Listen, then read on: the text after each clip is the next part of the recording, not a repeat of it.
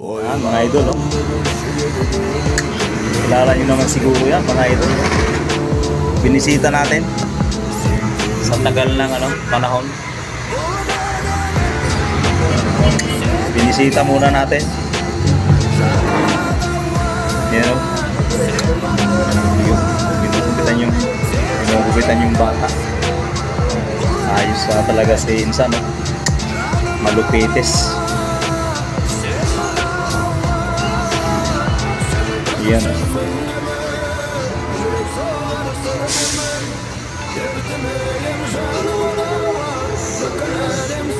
Kung gusto niyo magpagupit, pumunta lang po kayo dito sa Malbar tayo, Anfern Barbershop. Yan. Anfern Barbershop po yan, mga idol.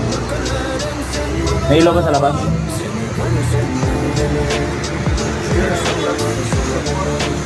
Yun lang.